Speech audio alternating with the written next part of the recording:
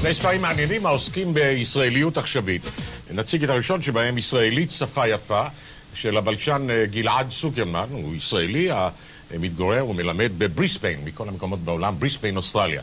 שלום לך, פרופסור צוקרמן. אתה משמיע טענה, הספר כתוב בצורה מאוד מבדרת, שווה לכל נפש, וכאשר אמרתי שהוא עוסק בבלשנות, אז ודאי הבהלתי קוראים. הוא לא ספר מפחיד, הוא ספר משעשע. הטענה שלך היא שאנחנו אומרים ישראלית ולא עברית. למשל, משפט כגון 3 חיילים תפסו טרמפ על 2 רכבים, מה זה מפונפנים? הוא משפט לדעתך לגיטימי לחלוטין, הוא ישראלית עכשווית, הרחוקה 3,000 שנה מלשון המקרא, שאיננה אימנו.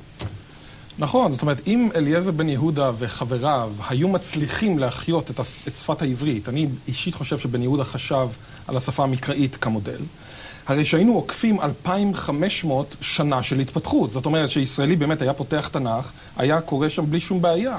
האמת היא שישראלים לא מבינים את התנ"ך, זאת אומרת, הם לא מבינים את התנ"ך בלי להיות מודעים לכך שהם לא מבינים את התנ"ך. למשל, הם מסתכלים על, הם חושבים שבתנ"ך יש עבר, הווה, עתיד, זאת אומרת, יש זמנים, למעשה יש שם מושלם, בלתי מושלם. למשל, עוד 5 דקות, הייתם כאן, כן? הייתם, זה פועל לכאורה בעבר, אבל למעשה זה בעתיד. זאת אומרת, זה מה שנקרא מושלם. זאת אומרת... אלה יהיה הבנות זדיחות. נכון שאנחנו לא תופסים את רוב המובנים למלוא עומקם. ילדים חילונים, נגיד, שאתה אומר, משכן הכנסת, ילד אולי איננו זוכר שזה השאלה מהמשכן שבני ישראל נדדו איתו במדבר. בסדר. אבל ילד שגדל משפחה דוברת עברית, פחות או יותר רהוטה, פותח את פרק א' בראשית, בראשית ברא אלוהים את השמיים ואת הארץ, הוא מבין. אני חושב שזה מיתוס. זאת אומרת, אם אתה מסתכל על ישראלים שחיים באוסטרליה, למשל, שהם דוברים, הם בנים של יורדים או ילדים של יורדים, הם דוברים ישראלית בבית, אבל הם לא לומדים עברית. כשהם פותחים את התנ"ך, הם למדים אותם את האלף בית, הם לא מבינים כמו שאתה חושב. זאת אומרת, אל תשכח שישראלים לומדים את התנ"ך 11 שנה, ועדיין לפי דעתי הם לא מבינים אותו. באו בנים עד משבר, הצבי ישראל במותיך החלל, וכן הלאה וכן הלאה. כמה אנשים מבינים את מעוז צור ישועתי? כן, זה כבר פוסט תנ"כי. כן, אבל אני רוצה לדבר לא על התנ"ך, אני רוצה לדבר על, למשל, זכר ונקבה. אז נכון ש... הוא נקבה. זכר הוא נקבה. זכר ונקבה לפי מר צוקרמן, לפי פרופסור צוקרמן.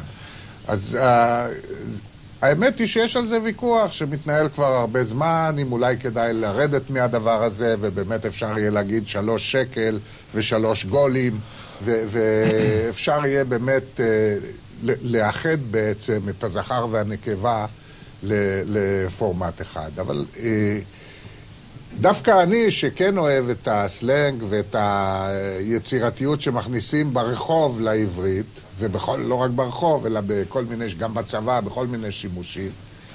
הרי העברית לא שפה ותיקה, הישראלית הזו שעליה אתה כותב את הספר, היא לא ותיקה. הרי אם אנחנו כל הזמן נשבש אותה ונשתבש בה, הרי יהיו לך חלקים בציבור שידברו עברית אחת, וחלקים בציבור שידברו עברית אחרת, ואנחנו מאבדים איזשהו מכנה משותף בשפה.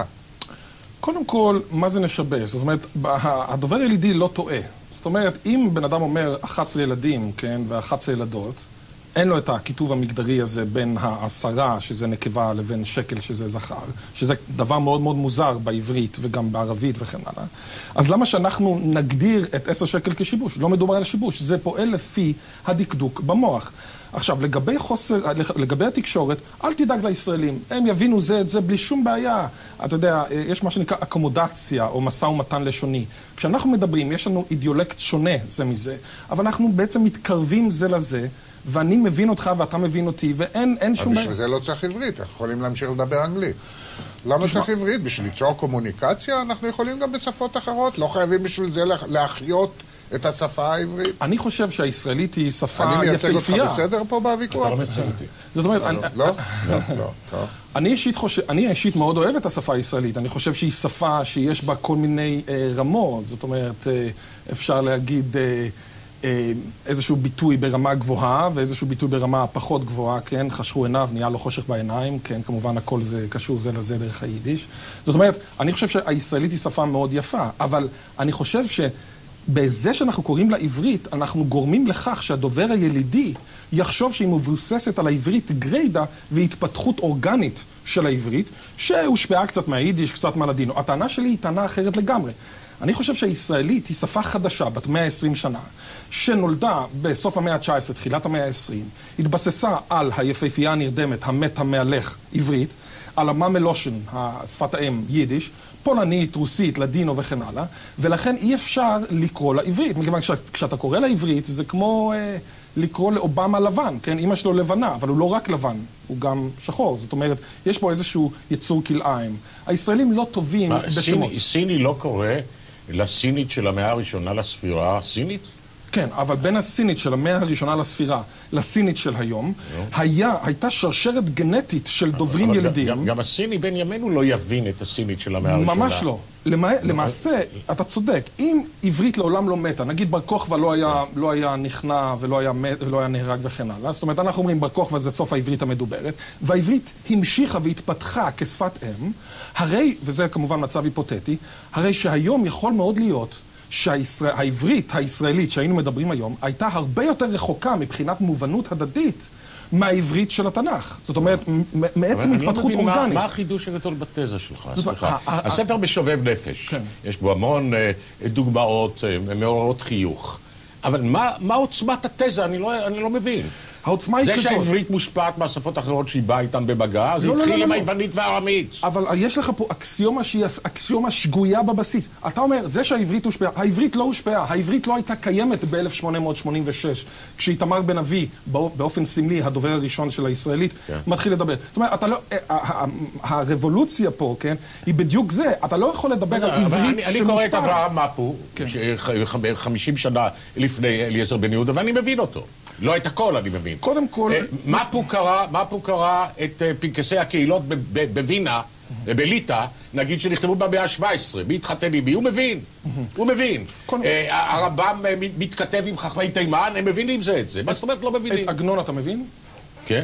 כמה ישראלים של היום מבינים את עגנון? מבינים חלק. זאת אומרת, עגנון כותב בפסאודו-משנאית, הוא כותב בשפה זרה, כן? אתגר קרת כותב בשפה אותנטית. היא זרה למי? היא לא זרה לבני משנה, למשל. תשמע, אנחנו חייבים לעשות הבחנה בין שפה מדוברת, שהיא בעצם נרכשת באופן אוטומטי, כן? היא לא הביטוס, היא לא קונבנציה חברתית, אלא כל ילד בן 2, 3, 4, 5 לומד את השפה על בוריה, אין שום בעיה. לבין שפה שהיא שפת ספרות. עכשיו, אתה יכול להיות למדת עברית, כמו שאני למדתי עברית, אבל זאת שפה זרה.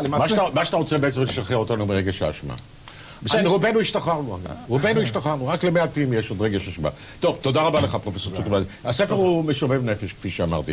עכשיו נעבור לספר הבא, לרקוד עם דמעות בעיניים.